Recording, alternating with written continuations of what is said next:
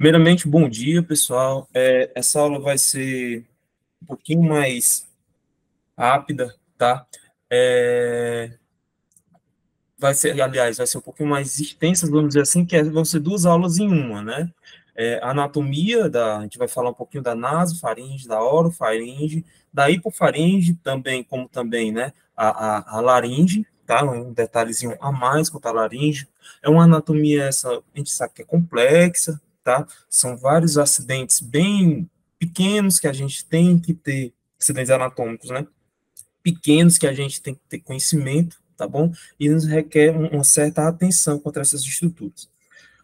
Essa primeira parte da anatomia eu vou fazer uma aula mais expositiva, tá bom?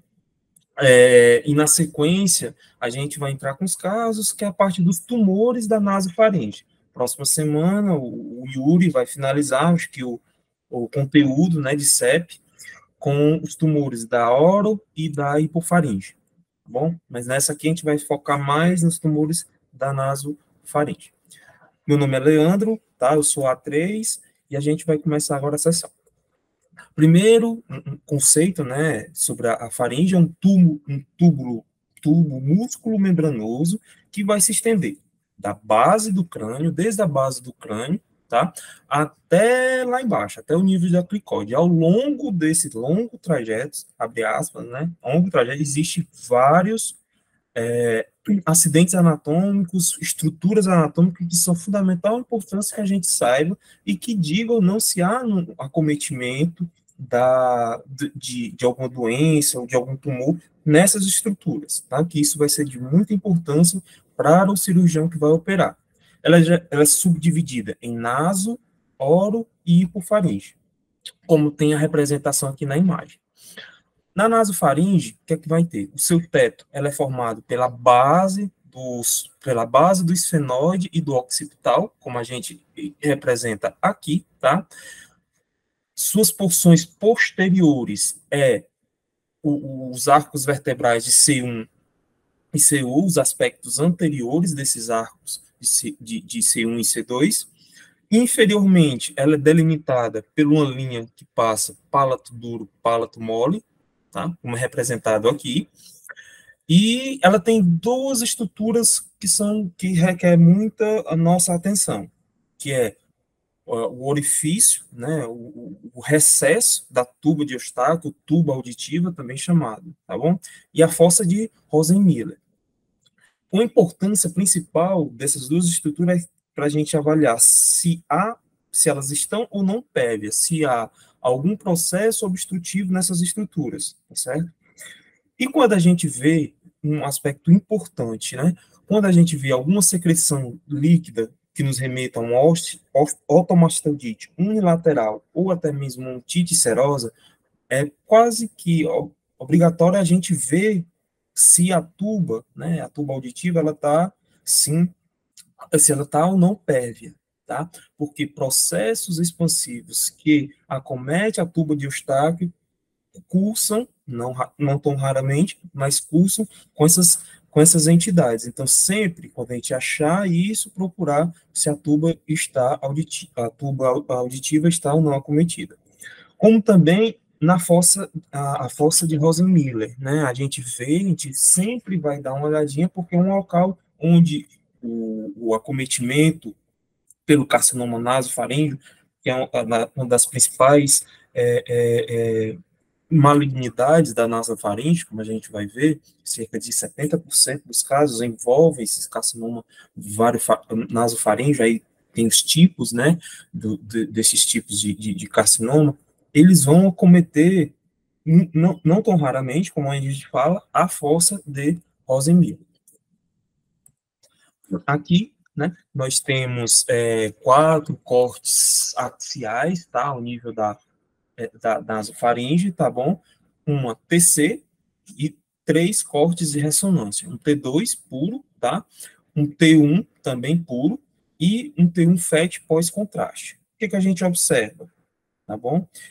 Mostram o recesso da tuba auditiva, né, representado por essa seta curta aqui, tá bom? A fossa de Rosenmiller, também posicionada póstero superiormente, como a gente observa aqui, nessa bolinha branca, como é representado aqui, tá bom? O toro tubário, que é essa seta mais longa, que representa aqui, formada, ela é uma mucosa, tá? Um revestimento de mucosa que reveste o músculo levantador do véu palatino, como também a estrutura cartilaginosa, né, da tuba de Eustáquio, a tuba auditiva. Também observa o plexo venoso, né, que a gente pode ver aqui, o plexo venoso pterigóide, que está no espaço parafaríngeo, que contém uma gordurinha. E quando a gente for avaliar esses achados, sempre ver se essa gordurinha realmente é só porque aqui, que é para ter vaso e gordura. Se tiver acometido por algum processo expansivo, sempre tomar nota, tá? Porque é um sítio que pode ser acometido por tumores. Lembrar que a forma da nasofaringe é mantida pela face faringo-basilar aponeurótica, que geralmente conecta o músculo constrictor superior à base do crânio, tá? E separa a nasofaringe dos espaços mais profundos. Também observa aqui o levantador do véu palatino, que é representado por essa seta mais tracejada, essa seta tracejada, que está representada mais ou menos aqui, tá certo? Que faz parte da musculatura intrínseca da faringe, tá? Enquanto que o músculo o tensor do véu palatino, ele se localiza mais lateralmente, como a gente é representado aqui, tá? E fica fora da mucosa faríngea. Isso é importante que a gente saiba porque se atingiu esse músculo, a gente já pode presumir, né, que haja um acometimento além mucosa, tá bom? E perceba aqui, após o contraste, o realce da mucosa, né? Que a gente pode ver aqui, geralmente essas mucosas realçam um pouquinho. Passamos da anatomia da nasofaringe, vamos agora descer mais um pouquinho da orofaringe, tá bom? Ela se estende desde o nível do palato mole, tá? Palato mole, palato duro, até o nível do osso ióide, que é representado aqui, tá? Ela vai ter subsítios, né? Que as tonsilas palatinas, que são melhor representadas nessa imagem, nós temos o pilar posterior, propriamente a tonsila, e o pilar anterior. Pilar posterior, pilar anterior, e entre os dois pilares, a tonsila palatina, né? Lembrar que o que a gente vê é um revestimento de mucosa, né? Essa mucosa que reveste no pilar anterior o palato glosso e o pilar posterior o músculo palato-faríngeo. Contém também o palato mole, tá certo? Representado aqui. E sempre a gente olhar o palato mole, que pode haver acometimentos de extensão tumoral, como também sítio próprio de tumor nessa região. Também tem a parede nasofaríngea posterior, que é delimitada pelos aspectos anterior, né, dos corpos vertebrais, como também o terço posterior da língua, tá bom? Que está aqui representado. E aqui nós temos a representação também de uma tomografia e corte axial, né, tomografia, partes moles e de ressonâncias magnéticas, como também um T2, um T1 e um T1 pós-contraste, tá? E aí eu mostro o aspecto do orofaríngeo normal. Um outro aspecto importante, pessoal, tanto na naso, como na orofaringe, como também na hipofaringe, a gente tem que ver simetria, se um lado está simétrico ao outro. Logicamente que vai ter irregularidades da mucosa, né? Mas qualquer abalamento no contexto do paciente que tenha fatores de risco associados, tabagismo, que é um dos principais, a gente pode valorizar, tá certo? Mas principalmente olhar a simetria de um lado e do outro. Pois bem, aqui a gente vê, né, como a gente falou, TCs e imagens de ressonância que mostram uma intensidade de ISO barra um alto sinal, um leve alto sinal, tá certo? Nos tecidos da tonsila, né, que a gente representa por essa setazinha branca, como está representado aqui. Ela tem um ligeiro alto sinal em relação às outras estruturas, né? Como também tem um sinalzinho mais para intermediário, né? Como a gente representa aqui na seta preta, que ela representa o músculos constrictores, né, dessa região. Imediatamente mais lateral, tá certo, está o espaço parafaríngeo, que deve ter gorduras, e o plexo pterigóide também, que passa pela região, tá certo?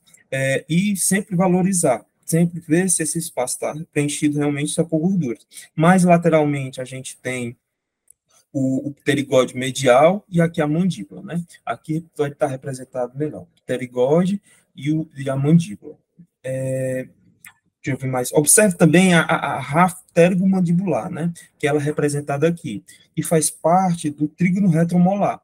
E também a gente tem que observar, certo? Se não há extensão tumoral para essa região. Dando continuidade, indo mais um pouquinho para baixo, nós temos a hipofaringe, né? Que é a laringofaringe, que ela se estende mais abaixo do nível da orofaringe, né, até mais ou menos o nível da cartilagem cricóide. Então, a borda do ióide, né, onde termina a orofaringe, até mais ou menos o nível da cartilagem cricóide. E ela também se divide em seios piriformes, né, que é delimitado pela gordura paraglótica anteriormente, tá, como a gente observa aqui, prega área epigótica medialmente e a superfície interna da tireoide, da membrana tireoide. Superolateralmente, a cartilagem tireoide inferolateralmente. Então, o ser piriforme é meio que um espaço, né? Um espaço delimitado por essas estruturas. Ele tem esse nome, é em forma de pera, uma pera meio que invertida. Tem a parede posterior, né, que é uma continuação justamente da parede posterior da nasofaringe, que é delimitada pelos aspectos anteriores dos arcos vertebrais, como a gente pode ver aqui. E tem a região pós-cricoide, né, que é formada pela parede anterior da hipofaringe, se estende desde o nível das articulações cricoaritenoides até a parte inferior da cartilagem cricóide. Dê um foco mais na laringe para a gente entender um pouquinho mais da anatomia da laringe, que é muito importante e é um pouquinho complexa, tá? Ela consiste em uma estrutura cartilaginosa formada por algumas cartilagens. Quais são? Tem aquelas que são e não são pareadas. Quais aquelas que não são pareadas? É a epiglote, como representada aqui, cartilagem tireoide e cricoide. Essas não são pareadas, só tem uma. Quais são as pareadas, que vêm em pares, né? É a aritenoide, a corniculada e a funeiforme, tá bom? Aqui elas estão representadas apenas a aritenoide, a cricoide e a cartilagem tireoide e a epiglote.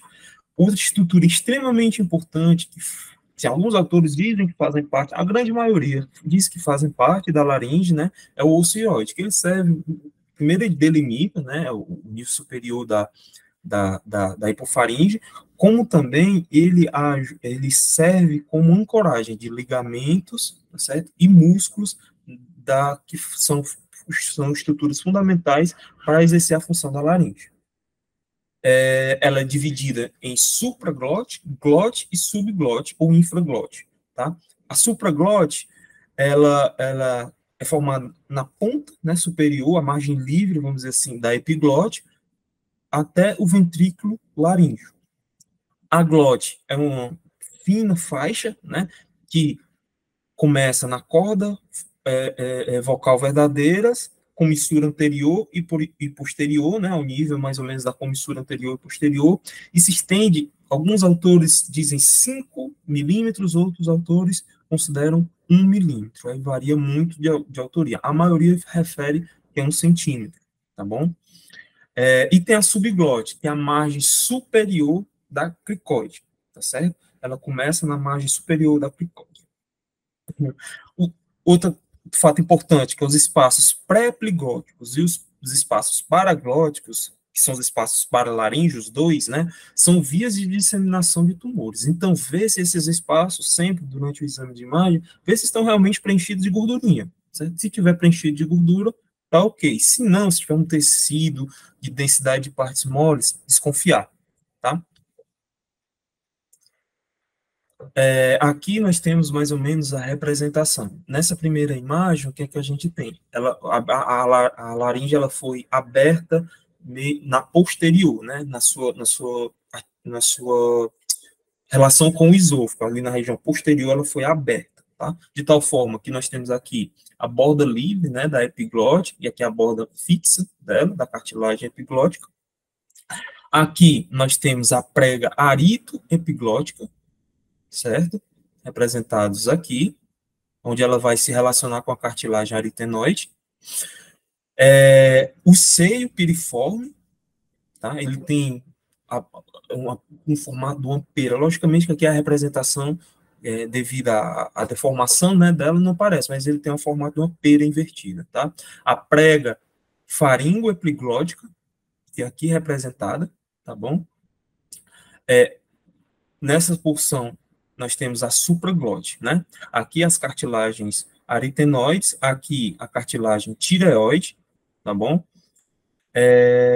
Deixa eu ver o que mais. Aqui nós temos a corda vocal falsa e logo abaixo a corda vocal verdadeira, tá?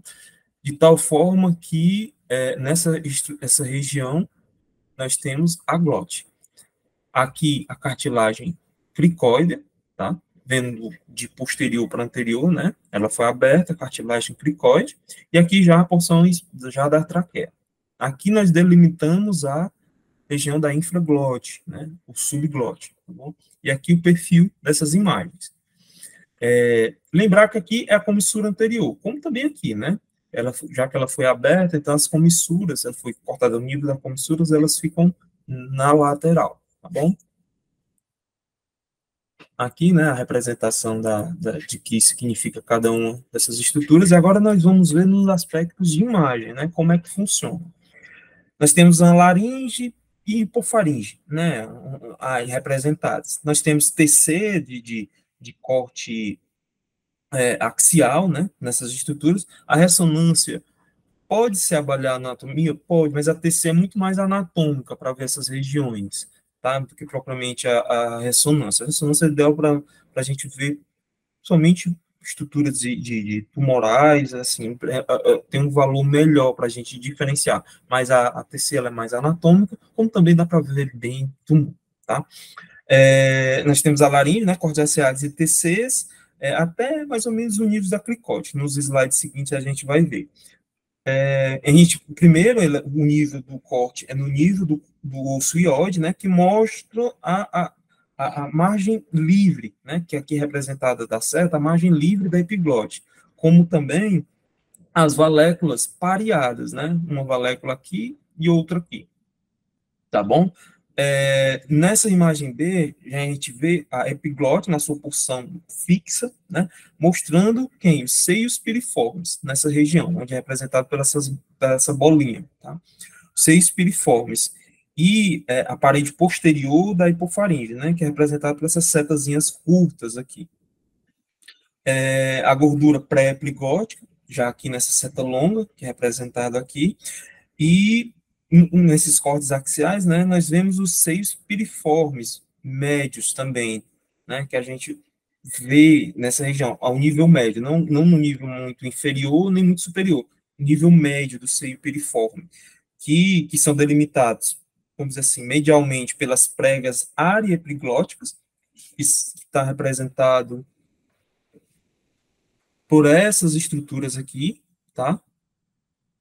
Desculpa aqui, pessoal, as pregas ariepiglóticas que estão representadas por essas estruturas, a aritenoide aqui, e a epiglótica, e a epiglote aqui, essa formando a prega ariepiglótica. E, posteriormente, né, pela parede da hipofaringe posterior. Mais um corte de TC, né, focada na laringe, onde vai mostrar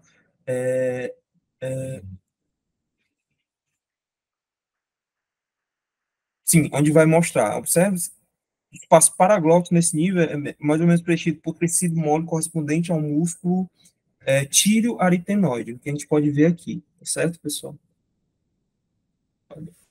Desculpa, pessoal, viajei legal. Pronto. Começando de novo. Então, nós temos 3 cortes de tomografias, tá? da laringe, tá bom? Onde a gente vê vários níveis, né? Mais superior indo para inferior, tá bom? O limite lateral, né, do seio piriforme, que é representado por aqui, já lá no corte bem mais inferior, está representado aqui, tá certo? Um corte mais, vamos dizer assim, mais inferior, e é formado pela cartilagem mais tireoide, né, a parte mais lateral dela, é formada pela cartilagem tireoide. Perceba que ela aqui é um pouquinho ossificada, e pode ser ossificada, né? Opa, isso que aqui houve. Foi isso. Pronto. Que ela pode ser ossificada, né? Podendo conter até medula dentro, tá bom, pessoal? Outra seção, né, posteriormente, agora aqui a gente vê quem? A corda vocal, tá? Corda vocal essa verdadeira, tá bom? Que é representado aqui, tá certo? Por essas estruturas. Ela é ligada aos processos vocais da aritenoide, que estão representados aqui, tá? E apontando mais anteriormente, né? Que eles apontam anteriormente. E esse aqui vai diferenciar a prega vocal falsa da verdadeira. Observa também o espaço paraglótico, né, que é preenchido por um tecido mole, correspondente ao músculo tírio aritenoide, né, que a gente pode ver nessa região.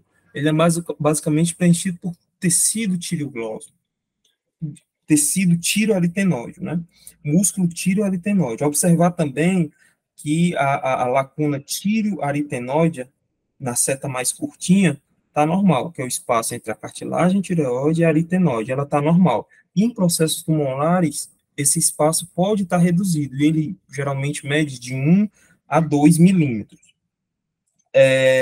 Temos a comissura anterior, como também a comissura posterior,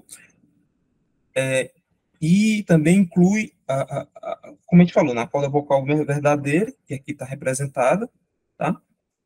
E aqui mais embaixo nós temos quem? Ao nível da cartilagem cricoide. Perceba que quase não há tecido aqui, tá? Não há tecido, diferente das outras estruturas. Não há quase nenhum tecido de mucosa interposto aqui. E aqui nós vemos as porções mais posteriores, né? Da hipofaringe inferior, tá bom? Representado pelas setas. Bem, finalizamos a questão da anatomia da laringe, né? Agora nós vamos entrar na parte dos tumores, tá bom? Agora é a parte onde eu vou pedir começar propriamente os casos, né? E a partir daí vocês vão dar sugestões se quiserem. Lembrar, pessoal, que isso aqui basicamente muitas vezes muitos diagnósticos, né, desses casos dão a partir de lâmina, né? O que é importante nesses casos é você descrever bem a imagem, tá? Descrever bem, relatar as estruturas que são acometidas, estruturas essas fundamentais, para mostrar para o cirurgião o que, é que espera por ele, né? Se ele deve entrar ou se ele deve partir antes por o tipo de cirurgia ou mesmo se há não viabilidade, né? O mais importante disso nessas estruturas, nesses tipos de diagnóstico é o que descrever e dizer o que é que as estruturas que estão acometendo, né? Por isso que é importante a gente saber bem a anatomia dessa região. Muitas vezes, logicamente, tem alguns diagnósticos que a gente pode dar por método de imagem, né? Mas a maioria, né, principalmente naqueles que são mais agressivos, a gente tem mais que descrever, né, para saber para dar ao cirurgião mais ou menos o que é que está acontecendo ali, para que ele, quando for entrar na cirurgia, dizer o que é que espera por mim, tá bom? Aqui nós temos o primeiro caso. Se algum colega puder comentar, eu ficaria muito agradecido. Oi, Leandro. Opa, Bom dia. bom dia. Aqui a gente observa três cortes axiais de ressonância. O primeiro é um T1, o segundo T2 Opa, pronto, desculpa. e o terceiro é pós-contraste, certo? E Hum, aí a seta aponta para uma imagem arredondada, bem delimitada, de paredes regulares, Um sinal intermediário em T1, um hipersinal em T2, e no pós-contraste a gente vê um leve realce periférico, certo? E aí, Certo. dentro do contexto da aula, a gente pode fazer os diagnósticos diferenciais dos cistos da região posterior aí da nasofaringe, né? Então, a gente Joia. poderia pensar num, num cisto intraadenoidiano, no cisto de Rentgen, ou então no cisto de Tornier-Walden, né? Sim, sim, sim. Isso. Os diferenciais dos cistos da parede posterior aí da nasofaringe, ainda mais por Perfeito. essas características de intermediário, hiper e um leve realce periférico e Perfeito. ser mediano, né? Na região mediana aí da parede posterior. Perfeito. Muito bom. Obrigado, viu, Carol? É isso mesmo, Nada. pessoal. Assim que a gente construi mais ou menos o diagnóstico, né? Partindo de diagnósticos diferenciais em locorregionais, né? Juntando também as características de imagem, a partir daí a gente vai afunilando, né? E, no fim, a gente dá uma opinião. Tá? E aquela opinião que se aproxima mais do diagnóstico. É uma lesão benigna do desenvolvimento, o cisto de Tornwald, tá? É uma invaginação, eu acho que lê-se assim, tá? É uma invaginação da mucosa faríngea no plano em que a notocorda toca o endoderma da faringe primitiva. Geralmente é assintomático, tá certo? Mas pode causar infecções de repetição, halitose, cefaleia, como também coriza. Os aspectos de imagem, como a Carol muito bem pontuou, geralmente está focado na linha mediana, tá? Na parede posterior da nasofaringe, entre os músculos longos do pescoço. Geralmente na TC ela tem uma baixa densidade, né? Com atenuação de partes moles. Na ressonância, o sinal vai variar em T1, a depender do tipo de conteúdo que vai ter, e vai ter um alto sinal em T2. E não apresenta sinal, um realce dentro da lesão ao meio de contraste, tá? Nós temos o segundo caso, um caso mais clássico, tá? Onde temos um raio-x e uma tomografia. Oi, Leandro, bom dia. Bom dia. Esse primeiro raio-x, né? Acredito que seja um raio-x da região do cavo e a TC também. A TC janela óssea. Uhum. No raio-x, a gente vê que tem na região posterior da nasofaringe uma densidade aumentada, que eu acredito que seja a adenoide um pouco hipertrofiada, apesar de que eu fiquei um pouco em dúvida com relação ao posicionamento desse radiografia. Se eu não me engano, era para ser com a boca um pouco entreaberta, não? A do Isso, pode caso. ser também. Ah, Exato. então, aí não sei se é do mesmo paciente, mas quando a gente olha na TC, tem realmente um aumento de densidade nessa região posterior da nasofaringe, né? Com a densidade semelhante à do músculo, se a gente for comparar, e que praticamente oblitera a coluna aérea da região, né? Isso, E aí exatamente. a gente pode pensar em hipertrofia de adenoide. Joia, muito bem. Eu coloquei esse caso assim, tudo bem que a gente está falando de tumores, mas lembrando aquilo que é mais comum, né? Uma massa, um tecido de partes moles, ou alguma coisa que oblitera parcialmente, seja mais comum em crianças, mas pode também ocorrer em adultos. Lembrar da hipertrofia, né? Justamente das adenoides, tá bom? Geralmente ela é localizada no teto posterior, né, na parede posterior da nasofaringe, tá bom? Tem um aumento das adenoides, é esperado nessas crianças, tá certo? Nos adultos pode haver essa persistência dos processos inflamatórios infecciosos e pode estar relacionado, né, à síndrome da apneia do sono, síndrome da apneia obstrutiva do sono. Na TCI, como bem falado, a gente vai ver um aumento de partes moles na parede posterior da nasofaringe, com atenuação semelhante à do músculo, né? Na ressonância, o sinal homogêneo, que tem um sinal intermediário em T1, como um alto sinal em T2, e apresenta também restrição à difusão, tá bom? Às vezes a mesa assusta, mas às vezes é só uma hipertrofia da adenoide. Lembrar, né, desses diagnósticos diferenciais dos tumores da nasofaringe. Tem alguns até que têm um comportamento mais, vamos dizer assim, feio, como pseudotumor inflamatório, né, dessa região, que a gente não pontuou nessa aula, mas ela dá uma, o aspecto dele até vezes assusta, tá certo? Então, como também a hipertrofia das adenoides entra num diferencial, tá certo? Bem comum, mas assim, a gente tem sempre que pensar, principalmente nesses casos. Aqui nós temos mais um caso, tá certo? Que é aqui representado nessas 3 imagens. Se algum colega puder ajudar.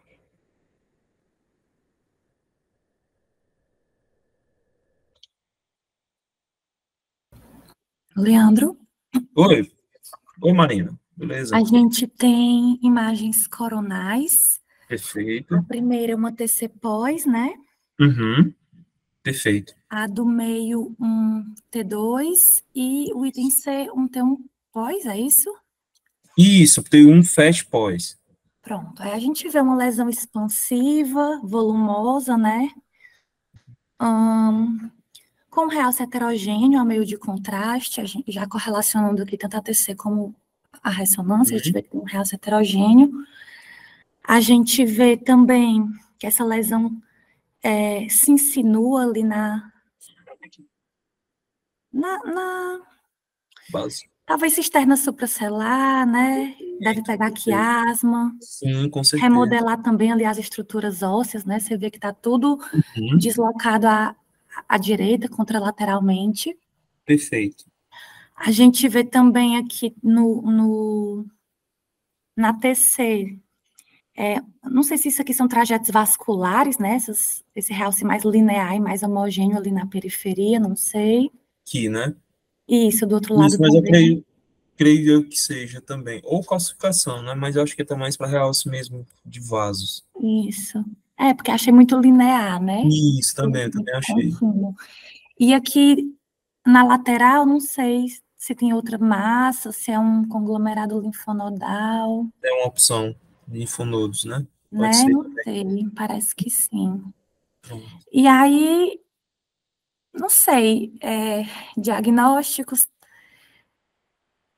talvez no paciente mais idoso, eu pudesse pensar mesmo num carcinoma, não sei, idoso não, acima de 40, 60 anos, né? Exatamente. É uma boa medida. Um paciente mais jovem, se for menino e jovem, tem o angiofibroma nasofaríngeo juvenil também.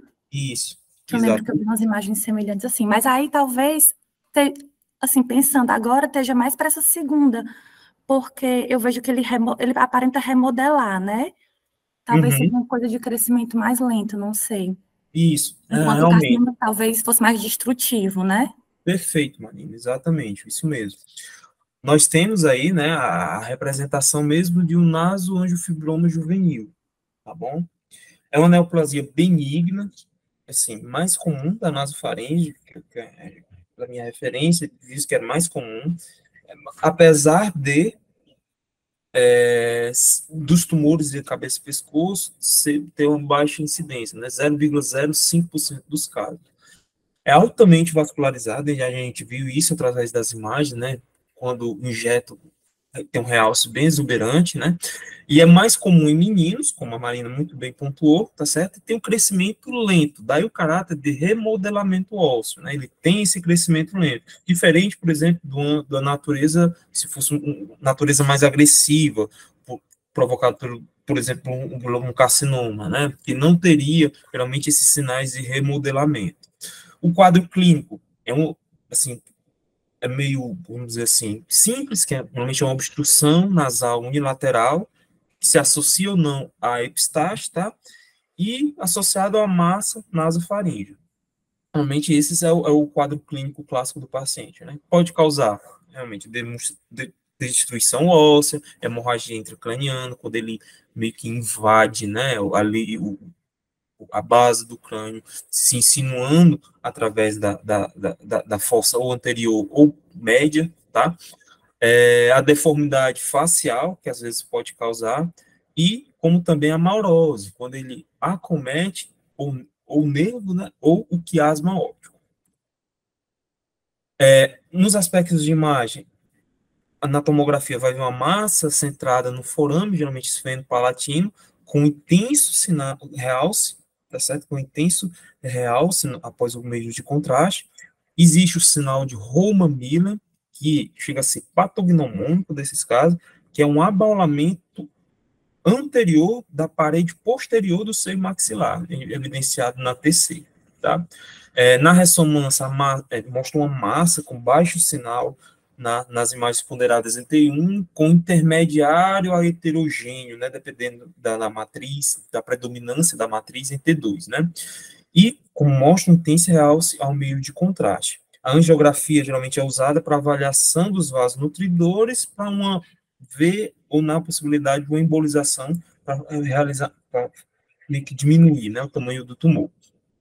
Os diagnósticos diferenciais entram algumas neoplasias benignas, como pólipo nasosinusal, pólipo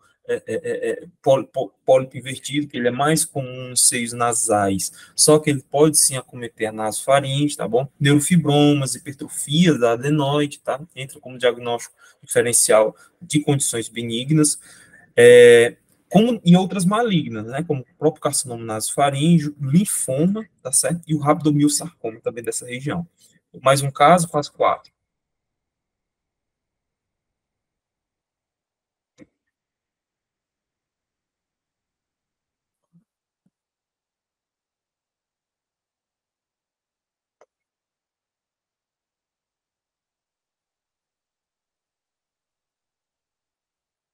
Caiu?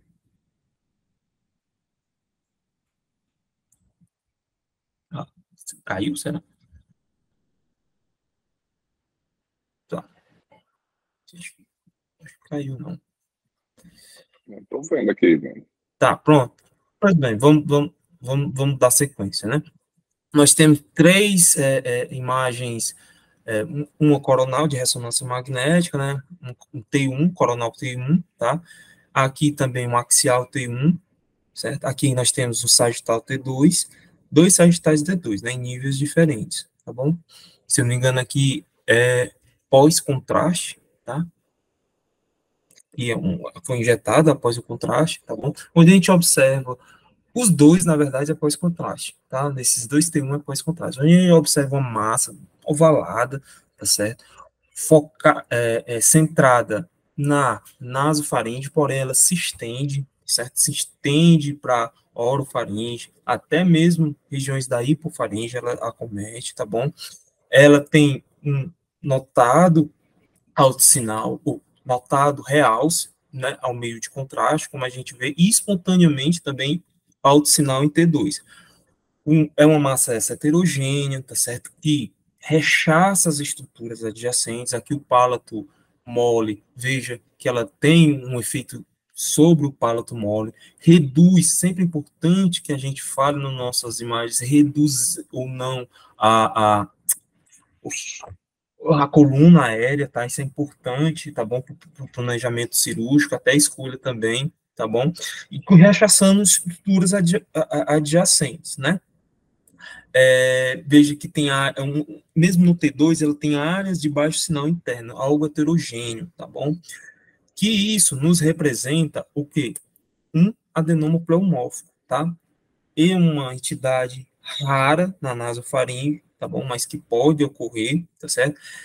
Ela é mais comum acometer as glândulas salivares, o palato, o lábio superior, o assoalho bucal, tá certo? A bochecha, quando ele pode, a faringe, a laringe, a traqueia, qualquer região ali da faringe, né? Aparece como uma massa na submucosa, geralmente é indolor, tá bom? Na imagem, tem realmente tem um alto sinal, tá certo? Em T2, com realce pelo contraste, um padrão daquele realce que a gente observou nas imagens anteriores. O diferencial, onde o fibroma pode ter armatomas com esse perfil, tá? Geralmente o armatomas vem mais de um, tá certo? Armatomas nessa região. Cisto epidermoide é o outro, tá? E lembrar que geralmente o cisto epidermoide, como outro também, mas tem gordura, mas o cisto epidermoide pode ter gordura também associada, hemangioma, já que a gente realça também outro diagnóstico que pode acontecer nessa região, com formações vasculares, próprios carcinomas e tumores não epiteliais. Aqui nós temos outra imagem de tomografia. Se alguém puder, essa aqui é assim, mais tranquila, se alguém puder comentar.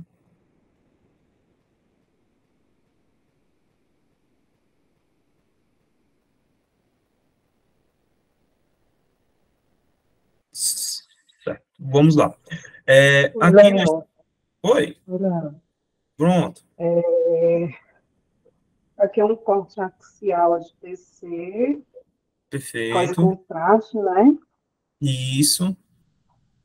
E aí a gente vê na região aí posterior da orofaringe, a gente vê essa imagem ovalada, bem delimitada, de paredes irregulares,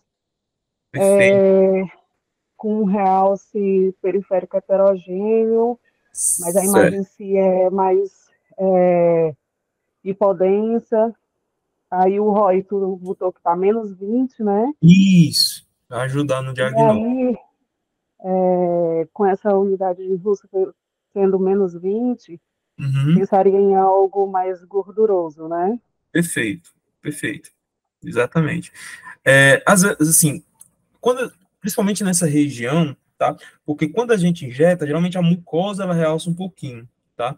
Quando a gente tem alguma lesão nessa região, tentar sempre lembrar, sim, eu acho que isso é importante, lembrar do realce de mucosa, que é usual, do realce da parede, que usualmente aquela entidade tenha, tá?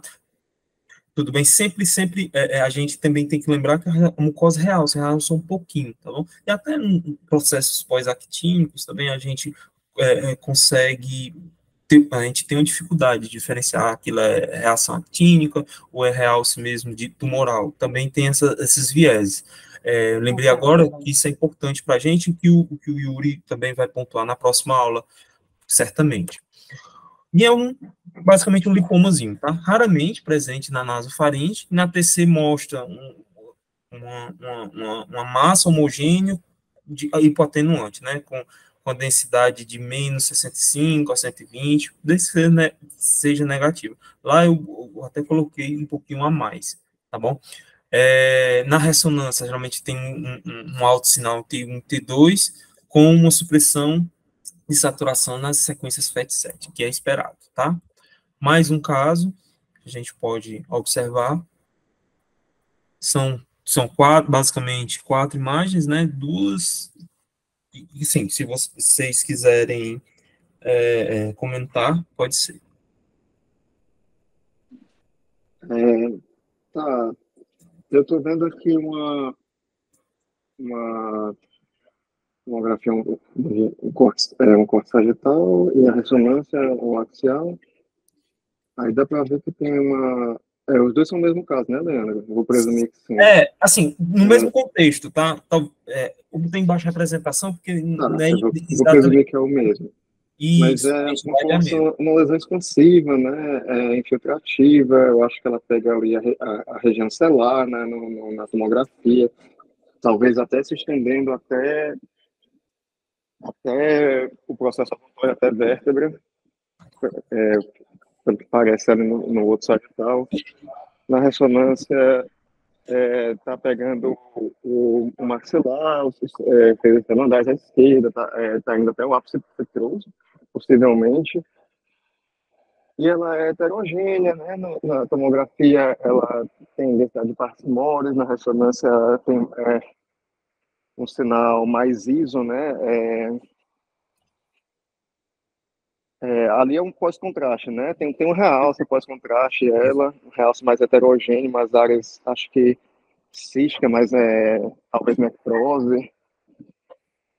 Então, eu pensaria em uma neoplasia maligna, a princípio, né? Mas, assim, qual especificamente seria mais esse rumo mesmo? Isso, exatamente. Realmente, assim, você descreveu perfeitamente, tá? É uma neoplasia que denota agressividade, tá? Aí, assim, diferenciais é muito difícil, a gente pode pensar em alguns, tá? Mas o diagnóstico em si, para a gente da imagem, a gente pode presumir alguns, tá? Mas fechar de primeira é mais complicado, mas a gente pode garantir que é uma natureza agressiva, a gente vai, principalmente pelo que causa no osso, né? Como também as estruturas que invadem, como também a gente pode dizer que acomete, né? Isso vai dar assim um status, né, para o cirurgião muito bom, tá? O que é que ele espera pelaquela lesão, né? Porque está cometendo, tá certo? Se é agressiva ou não. O diagnóstico muitas vezes ele é feito apenas pela biópsia, tá? Logicamente que a gente pode presumir que seja isso um diagnóstico de carcinoma de nasofaringe, logicamente, ou algum outro tipo de lesão mais agressiva, tá? O carcinoma de nasofaringe é a malignidade mais comum, cerca de 70% dos tumores malignos da nasofaringe corresponde ao carcinoma, né, de nasofaringe. Os outros 20% talvez seja o linfoma, né, que também tem um grande porcentagem desses casos, e as outras 10 pode ser miscelânea, aquilo que a gente já falou. Ele tem origem das células escamosas, tá certo? A sua origem epitelial das células escamosas. Alguns tipos são fortemente associados ao vírus Epstein-Barr e HPV, tá? A idade que mais é acometida entre 40 e 60 anos, tá bom? E o diagnóstico, ele acomete muito mais homens, né? Numa proporção de 3 para 1. A apresentação clínica é uma obstrução nasal, associada a um epistaxe, perda auditiva, condutiva, né, isso principalmente presumo pelo caráter erosivo que ele provoca, como também acometimento das estruturas nervosas, né, que tem principalmente na parte petrosa, e o acometimento da tuba auditiva que ele pode dar, tá? Que está associado a isso, como também a perda, a infiltração perineural que ele pode dar também. Subtipos, tem o espino celular queratinizante, tem o carcinoma não queratinizante e o carcinoma basoide de células escamosas. Atualmente ele é dividido nesses três, acho que anteriormente ele era dividido tipo 1, tipo 2, tipo 3, e numa classificação mais recente ele foi subdividido nesses 3 tipos, tá? Espino celular queratinizante, o carcinoma não queratinizante e o carcinoma basoide de células escamosas. Para nós, na imagem, é muito difícil conseguir diferenciar cada um desses, né? Mais um diagnóstico pela lâmina, tá bom? Mas a gente pode presumir que seja um carcinoma de nasofaringe pela idade, pelo padrão de acometimento, né? Que ocorre, como também pela que ele é bem mais prevalente. Continuando, nos aspectos de imagem, é difícil de distinguir das malignidades, como também os subtipos desse tumor, de outras malignidades, como também dos subtipos. Inicialmente, envolvem a fossa de Rosemiller, né, como a gente falou lá no começo da aula, como também os níveis cervicais 2 e 5 podem ser acometidos, tá? Principalmente com acometimento linfonodal. Na TC, uma lesão infiltrativa, hipotenuante, com realce ao meio de contraste, tá? Pode ter a extensão para orofaringe, como nosso exemplo tinha, espaços retrofaríngeos e parafaríngeos, como também a base do crânio. Na ressonância, é o exame realmente de escolha para avaliar melhor essa estrutura, tá?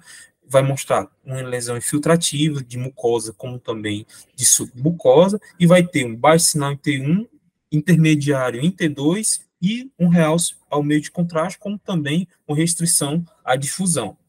No PET, é importante para quê?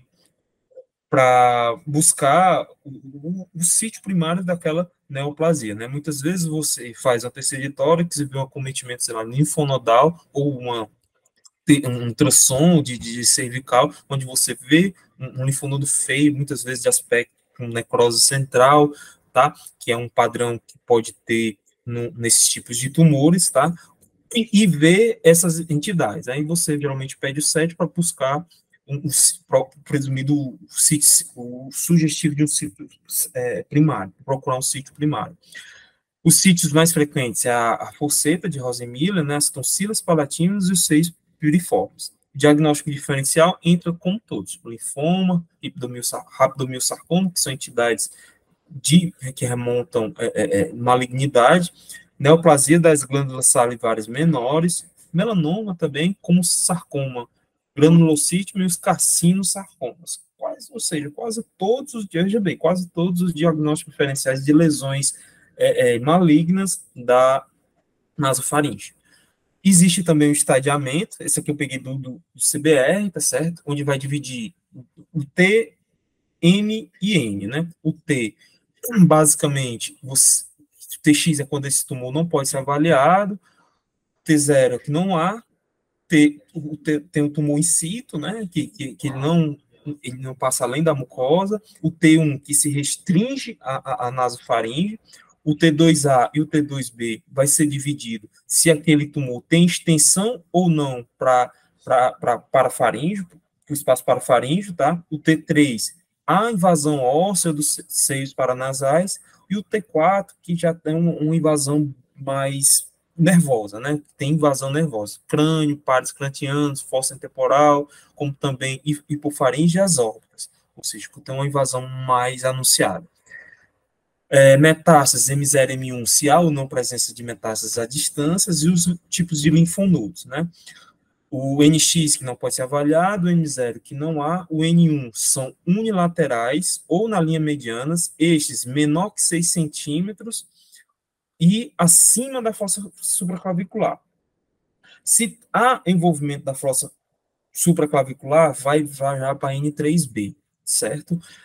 O N2 são linfonodos bilaterais, mas menores que 6 centímetros, e se eles forem bilaterais maiores que 6 centímetros, vai ter N3A. E de acordo com o que você conseguiu no TNM, você vai jogar lá no estadiamento, tá bom? Se ele é estágio 0 ou até 4C. Por fim, o último caso, já terminando a sessão, tá bom? Nós temos essa imagem e tem uma outra representação na sequência. Nós começamos pela TC e depois tem a representação de uma RN.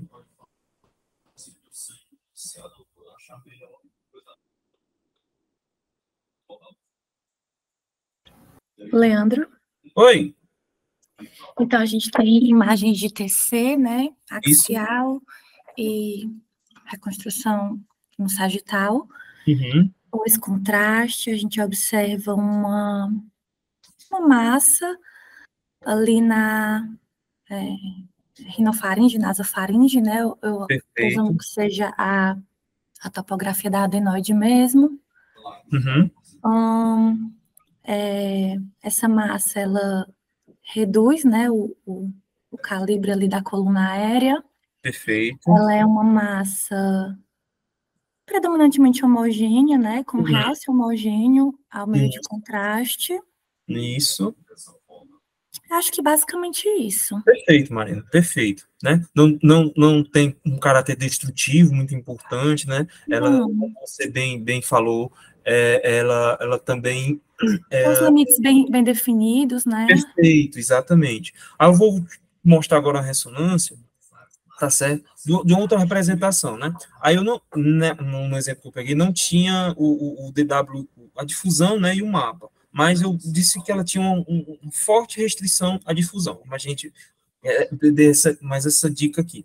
Aí nós temos que ter essas 3 imagens. Se você quiser comentar, eu acho que é mais do mesmo, entendeu? Agora só no caráter mais da ressonância. Certo. Imagens de ressonância axiais. Essa primeira, eu não estou conseguindo identificar bem. Eu acho, justamente, Marina, também fiquei na dúvida. Mas, assim, quando ele disse lá, era um T1 puro, só que eu acho que foi com contraste. Ele disse sem. Pois é.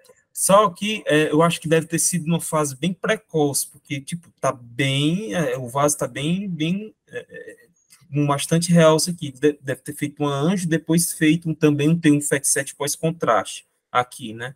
Eu acredito que seja isso, tá bom? Está numa fase mais precoce, mas também acho que é um T1 com contraste aí. Acho que é com contraste, mas não tem saturação, então fica até difícil a gente usar para comparar, né? Mas eu vou Exatamente. pensar assim, que ela, novamente, né, uma lesão homogênea, bem delimitada, não vejo áreas de necrose, vou considerar que ela tem um realce homogêneo ao meio de contraste ali. Isso, exatamente. Nesse tem um pós. Uhum. E aí, assim, já também limitando as nossas possibilidades e falando desse assunto que você até já citou, e com restrição à difusão, realce homogêneo, lesão homogênea, de limites bem definidos, eu pensaria no linfoma. E aqui eu vou ser bem... Realmente é bem clássico mesmo, assim, sabe? Realmente é um linfoma, tá? É uma neoplasia maligna mais comum da nasofaringe, tá? Ela pode ser considerada, tá bom? É um linfoma não Hodgkin primário da nasofaringe, ocorre geralmente no anel de Waldeck, que é representado pela tonsila faríngea, pelas tonsilas, aquelas tonsilas, né, da palatinas, como a gente viu, aqui as tonsilas faríngeas, as tonsilas tubárias, como também a tonsila lingual, representado pelo anel de Waldeck. Tem um maior grau histológico, maior agressividade e como também o pior prognóstico, os linfomas não Hodgkin. É mais comum o acometimento da nasofaringe como manifestação extranordal de um linfoma não Hodgkin sistêmico, tá? Então, ela pode ser um linfoma sistêmico que tem acometimento na região da nasofaringe, de algumas estruturas do anel de Waldeck, né? O linfoma de Hodgkin é o mais comum em jovens, certo? Do sexo masculino, na segunda e terceira década de vida. No aspecto de imagem, o acometimento é simétrico, como a gente viu, simétrico, difuso das paredes da nasofaringe, por uma massa sólida, com atenuação, sinal e realce mais homogêneo do que os carcinomas. Como você bem falou, a Marina muito bem falou, é um sinal mais homogêneo, é diferente dos carcinomas como a gente viu. Não há necrose, que um carcinoma pode ocorrer, central, tá? E um envolvimento ósseo, ele tem um menor envolvimento ósseo. Enquanto que o carcinoma ele erode bastante o osso, o linfoma não tanto. Ele mais, ele nem infiltra, ele realmente infiltra, rechaça as estruturas adjacentes, mas ele não erode tanto, tá? A ressonância ela vai ter um alto sinal T2, um baixo sinal T1 e uma acentuada restrição à difusão, como também um realce homogêneo. Por fim, para a gente falar, existe o carcinoma adenoide cístico, né? Que comumente associados na nasofaringe, nas glândulas salivares menores, são tumores nasosinusal de origem salivar mais comum, tá certo? Existe o subtipo, baixo grau e o alto grau. O baixo grau tendem a ser bem definidos, enquanto o alto grau tende a ser invasivo. Essa é a principal distinção, e na imagem a gente pode, diante de um contexto desse, presumir com certo grau de certeza se ele é ou não baixo grau. Ele está bem associado à disseminação perineural, tá certo? E na imagem ela vai ter um hipo ou um isosinal em T1, ele vai ser levemente hiperintenso em T2, tá certo? Sendo esses os agressivos marcadamente com baixo sinal. Daí, mais uma coisa que ajuda a diferenciar o alto grau e o baixo grau nesses carcinomas adenoides císticos. E no contraste vai ter um realce homogêneo. Essas foram minhas principais referências, tá? Esse artigo muito bom, disponibilizei lá no grupo, tá bom? E o CBR também, no capítulo de cabeça e pescoço. Obrigado, pessoal. 8 horas em ponto. Graças a Deus. Lhe agradeço aí a presença de todos, como também a participação. Ok, Leandro. Muito pontual mesmo, 8 horas em ponto. Isso aí. Não, pois é, parabéns aí pela aula, foi aula extensa, né? Cobriu toda a anatomia e falou dos tumores da nasofaringe, né? Em relação a carcinoma da nasofaringe, né? Alguns aspectos importantes a gente ficar de olho, né? Assim, é um dos locais que a gente chama que é possível acontecer os tumores ocultos, né? Tumor primário oculto. É muito comum, se vocês já rodaram na Santa Casa, vão ver, o paciente chega com uma massa linfonodal. Sim. E o exame físico, o cirurgião não vê nenhum tumor. Então, aí eles pedem tomografia e, idealmente seria a ressonância, né? Mas pede também tomografia para ver o primário, ver se acha um primário oculto. E o primário oculto, um dos locais mais comuns é justamente na fossa de Rosenmiller, né? A fossa de Rosenmiller é na amígdala e também no seu piriforme. O telefone tocando aqui, parou. Obrigado. Então, às vezes você vê na ressonância, antes de ficar na fossa de Rosenmiller, uma busca ativa, você vê antes de aparecer para o cirurgião no exame físico dele, né? Que ele é mais limitado. Diferente do tumor da cavidade oral, né? Que é mais acessível. Outra coisa, então, assim, sempre fazer essa busca ativa nesses casos de busca de primário oculto, né? Na fossa de Rosenmiller. Outra apresentação interessante é o adulto ou idoso começa a surgir com automastoidite, né? Aí é uma causa de obstrução ali, acúmulo de secreção, né, na mastoide por obstrução da tuba de Eustáquio.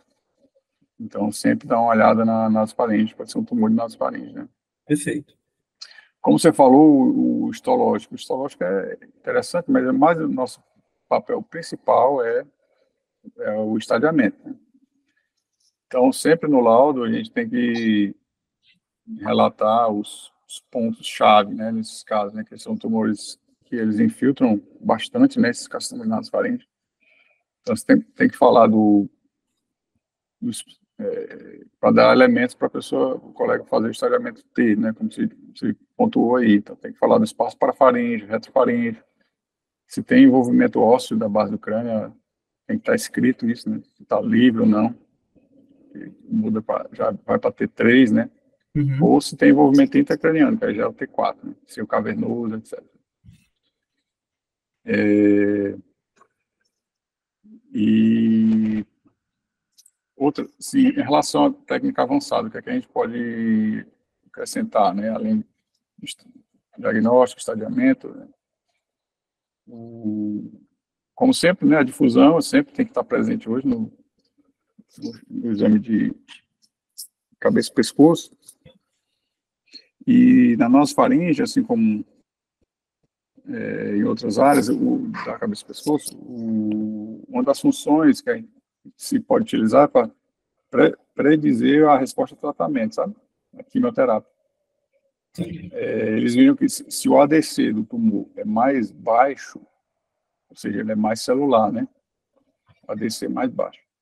Ele geralmente tem uma resposta melhor do que os tumores que têm um ADC mais alto, né? E durante o tratamento, se ocorre um aumento do ADC, significa também um prognóstico melhor, né? Se durante o tratamento não aumenta o ADC, o prognóstico é pior. Então, assim, serve também como um marcador de prévia à resposta ao tratamento ou durante o tratamento também de resposta, né? Interessante a gente estar sempre medindo o ADC desses casos, né? É até relativamente simples de fazer, né? Uma informação a mais a gente pode dar. Basicamente isso. O restante você falou bem. Parabéns aí o pessoal que participou também.